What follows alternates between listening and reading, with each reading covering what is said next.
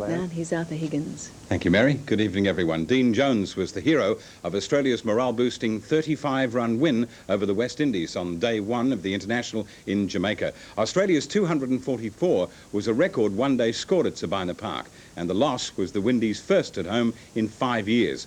Jones with 88 and Mark Waugh with 67 off 67 balls were our batting stars, while Craig McDermott took 4 for 34 to help dismiss the Windies for 209 with 4 overs to spare. Sabina Park in Jamaica was the scene for round one, as thousands of locals prepared to hopefully see the Aussie flag lowered. It's certainly down under today.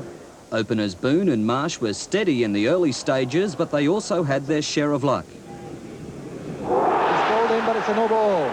The two put on 59 runs before the first wicket fell. Boone bowled for 34. Changing for room. Well, a chance for a run out. When Marsh was then run out for 26 and Border bowled for 8, it brought Jones and Mark Waugh together, and between them they slaughtered the attack. Absolutely delightful shot. Mark Waugh went on to make 67, while Jones remained not out on 88 in a total of 244, the highest ever by any team in a one-day international on this ground. That's a tremendous shot. The locals didn't get the start they wanted when Haynes and Greenwich failed to go on with their partnership. It looked even worse when captain Viv Richards also failed. Bowl him. But when Gus Logie and Richie Richardson came together, a win looked possible. In typical Caribbean fashion, they set about the chase, but in the end fell well short. The Aussies didn't panic, restricted the run rate and picked up the wickets to secure an impressive victory. With the first test approaching on the same ground, it was just what the Aussies needed. We're quietly confident. I think that's the best way to describe it. We fancy our chances. We know that if we play to the best of our ability, we'll give them a good run. Commentators claimed Australia out-bowled, out-batted and out-fielded the opposition. It stunned the locals, who now realise they have a fight on their hands for cricket's world crown. 4 players faced the AFL tribunal this evening on charges arising from the night series. Already Melbourne's Stephen Clark has been cleared on a striking charge, and North Melbourne's Jeff Chandler and Peter German are to appear later. The Swans' Ben Doolan, playing in his first AFL match, became the first player this season to be charged on video evidence. He was involved in this clash with North Melbourne's Sean Smith in the match in Canberra on Sunday. He was found guilty and suspended for 4 weeks. By Sunday. Good evening. Australia's Caribbean campaign is off to a great start with a big win in the first one-day international in Jamaica. The Aussies batted first, amassing 4 for 244 thanks to a swashbuckling innings from Dean Jones and Mark Waugh. In reply, the West Indies fell 35 runs short, ending a 14-game winning streak. Allan Border won the toss and batted, and although the signs were ominous for Australia, Marsh and Boone got their team off to a good start. Marsh got a life early when his stumps were shattered by an Ambrose no ball. But on a wicket that was keeping a little low, the scoreboard was ticking over nicely. The pair took the score to 59 in the 18th over before Boone was cleaned up by Walsh for 34. It kept a little low as well. Jones joined Marsh and the pair added a further 14 runs before the West Australian departed looking for a quick single. With the score on 98, Allan Border was next to go, fooled by a quicker ball from off-spinner Carl Hooper. Mark Waugh came to the crease at a crucial stage. He and Jones produced the partnership of the innings. The pair batted sensibly, but were ferocious on anything loose or short. That's a cracking stroke. Their partnership realised 136 runs off only 133 balls. Australia finished as 50 overs with 4 for 244, the highest one-day total ever achieved at Sabina Park. The Windies' run chase started badly. The home team lost Desmond Haynes, Gordon Greenwich and Carl Hooper with only 68 runs on the board after 24 overs. Viv Richards entered the fray and tried to smash his team out of trouble, but the great man became too greedy, 4 for 95. However, Richie Richardson and Gus Logie came to the rescue. The pair played brilliantly, adding 95 for the 5th wicket in better than even time. Just as the Windies looked in with a big chance, they collapsed again. The last 6 wickets fell for only 19 runs, and in the end, the Aussies did it easily. Not only did Australia end the West Indies' 14-match winning streak in one-day internationals, but it now goes into Friday's first test chock full of confidence. Stephen Quartermain, 10 Eyewitness News. Yes, great stuff. Into football now, and a very busy night at the AFL Tribunal tonight, where 4 players are up on striking charges. The first, Melbourne's Stephen Clark, up on a charge of striking Richmond's Brendan Gale, is being heard at the moment. Then the first trial by video report of the year, where Sydney first gamer Ben Doolan appears on a charge of allegedly striking North Melbourne's Sean Smith with a forearm to the head. The report was missed by the umpires and was picked up after watching a replay of the match by investigation officer Max Croxford. As well, North players Jeff Chandler and Peter German are up on striking charges, German reported by 2 umpires. Well, the Brisbane Bears, victors over Collingwood in their opening Foster's Cup match, hope to cause another major upset by beating the competition favourites Hawthorn at Waverley tonight. But the Bears will have to do so without star wingman Philip Walsh, who will miss the match with a groin strain.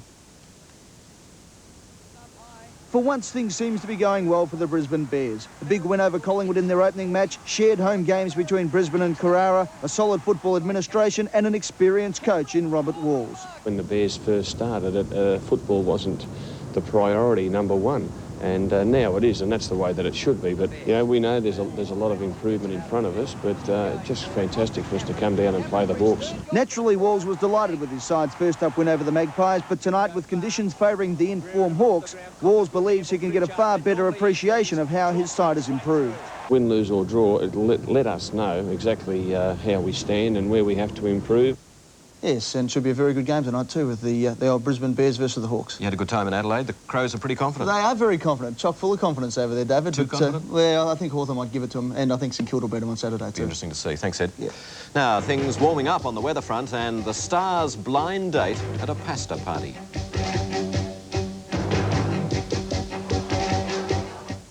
To find a match, it takes plenty of practice. But on Blind Date, the process is a little less painful. Maybe I can help him sleep. What keeps you up, Cameron? Catch the laughs and romance of Blind Date, 6:30 tonight on 10. $2,000 down, I don't exaggerate. You could be moving in, feeling really great. Dial 605-72228. Right now. Dial 605-72228. If you've got $2,000, that's all you need to move into a house built by Orlator Metricon. Dial 605-72228 right now. It's home ownership made easy with the help of Housing and Construction Victoria, Advanced Bank, West Melton Estate, Red Book Carpets and the HIA. On top of everything, you live rent-free for 3 months while you save for the rest of your 5% deposit. 605-72228 right now. There's only one real authority on the TV world, and only one place for information on radio or news on music and hi-fi. Which videos are hot and what's not, or which personal computer won't put the bite on you. Only the Green Guide has all the answers, and 40 years experience. You'll find it in Tomorrow's Age. Yes, The Age.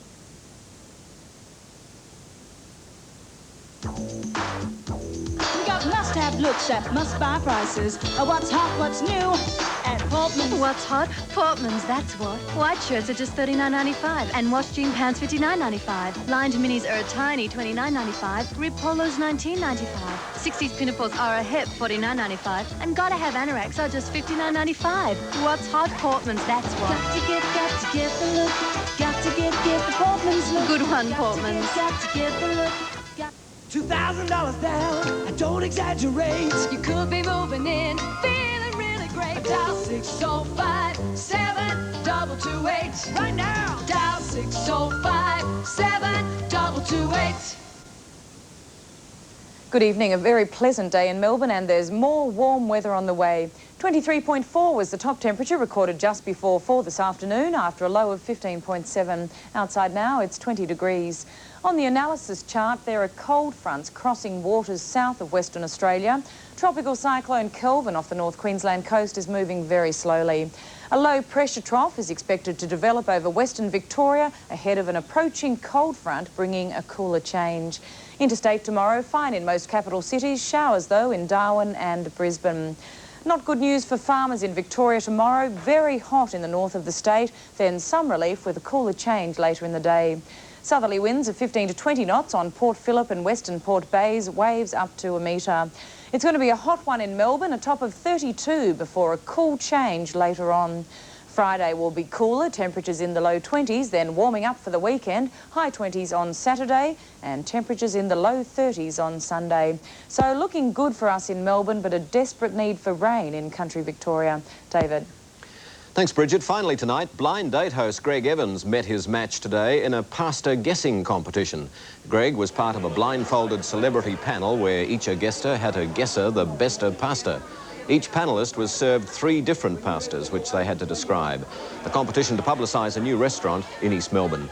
Greg apparently bit off more than he could chew, and the competition winner was 3AW's Legal Eagle of the airwaves, Dennis Donahue. And of course you can catch Greg next on 10.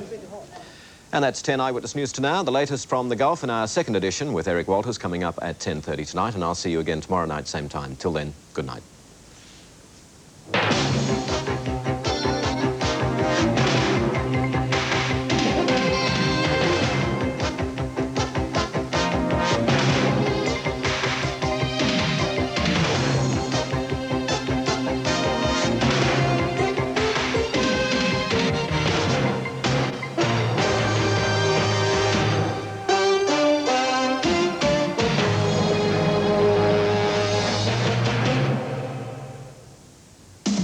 Tonight, following all the drama of E Street at 7:30, Beverly D'Angelo and Amanda Sante star in the 2-part story of one man's obsession.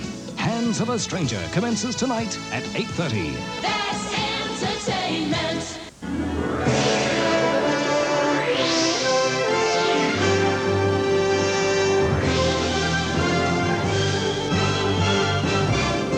The game of love is a game of chance.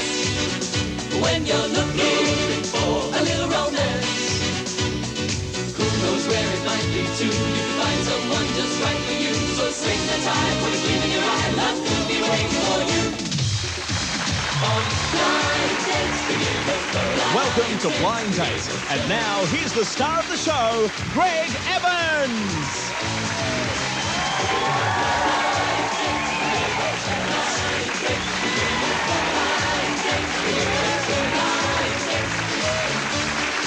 Thank you very much. Thank you everyone here in the studio, and thank you too at home, and welcome to Blind Date once again. Hope you had a great day today, and good evening coming up. Would you please put your hands together for Nikki Buckley?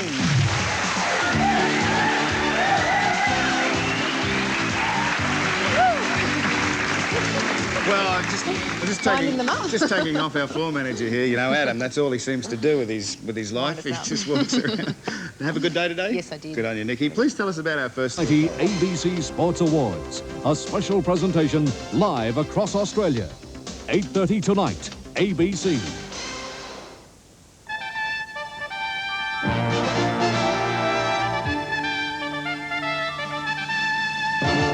Tonight, jubilation as Allied forces move in to liberate Kuwait City. More than 30,000 Iraqis, prisoners of war, and the desperate battle to control bushfires in southwestern Victoria. Good evening, Mary Delahunty in Melbourne with ABC News. The national flag is once again flying in Kuwait City, almost 7 months after it was occupied by Iraq. Allied units who moved into the Kuwaiti capital overnight say they expect to encounter only a few more pockets of Iraqi resistance. They claim the city will be theirs within hours, and Baghdad says the Iraqi withdrawal is already complete. But American Marines have been fighting fierce tank battles for control of Kuwait City's international airport. Other Allied units are reported to be moving into the capital to press home their advantage. British armoured units are moving towards Basra to cut off the retreat of the main body of the Republican Guard. Meanwhile, the American 7th Army Corps has routed one division of the Republican Guard, and American and French forces have converged on the Euphrates to cut off any Iraqi retreat. With his report on today's action in Kuwait, here's our Middle East correspondent, Greg Wilesmith. Returning to Kuwait City has been the dream of these soldiers for almost 7 months. They were forced to flee by the Iraqi invaders on the 2nd of August. Today, that humiliation can be put aside, a time to celebrate their victory. The much-feared house-to-house fighting for control of the capital hasn't happened. Iraqi troops had mostly withdrawn hours before Allied forces arrived, although 3,000 Iraqis surrendered to members of the Kuwaiti resistance. But some Iraqi troops are refusing to capitulate, and a fierce tank battle has resumed only a few hours ago at Kuwait International Airport. The first television pictures from the liberated city were shot with a night scope, hence the poor quality. Residents had been warned by Kuwaiti radio not to show themselves on the street. There was concern that they could be caught in the middle of a battle. But it didn't eventuate. Many of the departing Iraqis left their weapons behind.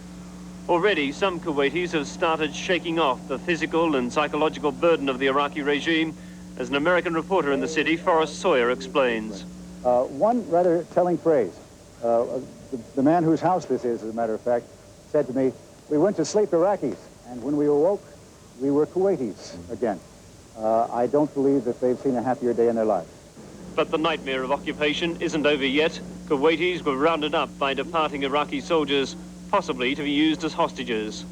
Well, they took all the hostages, the thousands of prisoners with them. We don't know where are they now, but I believe they are using them just to protect themselves. At the Kuwaiti Information Center in Saudi Arabia, fears were also expressed for people abducted by the Iraqis. We hope that they are still in the city of Kuwait, but we have now confirmation that they are not there, but our people are looking for them in the city. The number of Iraqi prisoners of war has risen to more than 30,000, 4 of them emerging from the bunker that has been their home for months, experiencing the humiliation of defeat. A trench in the desert, not much protection against Allied bombing, especially when deprived of food and water. The ritual of becoming a prisoner of war, being searched for weapons, being asked for name, rank and serial number. Some didn't have the chance to surrender. Americans are burying Iraqi soldiers. This man was killed during an Allied air attack. These pictures were provided by an American media pool, whose reports are cleared by censors. At one stage, taping was stopped when an officer realized that the Geneva Convention prohibits the exploitation of prisoners of war. But some Iraqis seemed only too willing to express their feelings about Saddam Hussein. No one supports him, but no one can say anything. Because if he says anything, he will be in a bad position. Allied commanders claim to have neutralized a total of 26 Iraqi divisions in Kuwait and southern Iraq. That is, in excess of 250,000 soldiers, half of Iraq's occupation army. Huge columns of Allied tanks are pushing through southern Iraq. The object is to block the retreat of Iraqi forces, and in particular the Republican Guards, and to force them to give up their weapons. US, British and French forces are now hundreds of kilometers inside Iraq. When Operation Desert Storm began in the middle of last month, we were told that the goal was the liberation of Kuwait. Clearly that's happening. Iraqi forces are in retreat across the entire country, though some units are putting up a tough fight. It's clear, though, now that the war aims of the Allies have been extended to include the destruction of Iraq's military machine, once described as the 4th largest army in the world. And further to that report, Greg Wilesmith gave us this assessment of Saddam Hussein's ability to survive defeat on the battlefield. Well, I suppose the feeling is that if the Allied forces, which have thrust through southern Iraq and which appear to be in a blocking movement against the Republican Guards returning from Kuwait, that if they can be successful, and therefore Saddam Hussein is cut off from some of his most diligent supporters, that therefore his ability to hold on to power in Baghdad is put more in doubt. But as we know, there are battles underway in southern Iraq. I suppose it's slightly dependent upon how those battles go. Thank you, Greg. And as far as the United States and its allies are concerned, they want it in writing. George Bush says the Iraqi leader must formally lay down his arms and provide written acceptance of all the United Nations resolutions. Only then, says Bush, will the fighting stop. Well, there's a definite mood here that it's all over bar the shouting. Despite the odd note of caution, the President believes the Allies are now on the verge of complete victory. But he's held firm to his demands that Iraq agrees to all United Nations resolutions before he calls an end to the war.